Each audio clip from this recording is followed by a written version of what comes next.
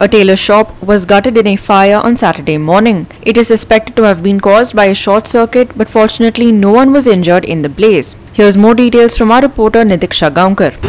कांय मिनटां पयलीं तळीवाडा म्हापसा हांगा निलेश विनोडकर हांच्या टेलरिंग शॉपाक उजो लागिल्लो आसा.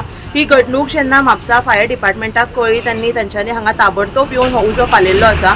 मेळिल्ल्या म्हायती प्रमाण हो जो उजो लागिल्लो आसा ताचें कारण आसा शॉर्ट सर्किट आनी अदमास चडांत चड एका लाखाचें लॉस जाला अशें फायर डिपार्टमेंटा कडल्यान आमकां कळिल्लें आसा. रनिंग कॉलर म्हापसा फायर स्टेशनार घरान म्हणून येयलो आनी सांगलें की उजो पेटला म्हणून शॉपाक कपड्याच्या. इमिडिएट आमी टर्न आवट केलो तळीवाडा म्हापसा हांगा. सो आमी इमिडिएट टर्न आवट हांगान पळयलो जाल्यार लॉक आसले शॉपान धुंवर येतालो शॉपांचो. आमी इमिडिएटली लॉक कट केले आनी 3 लोकां आसलेलीं ती 3 लोकां कट करून दार ओपन करून उजो भितर पेट्टला आनी धुंवर दिसता. बीन आमी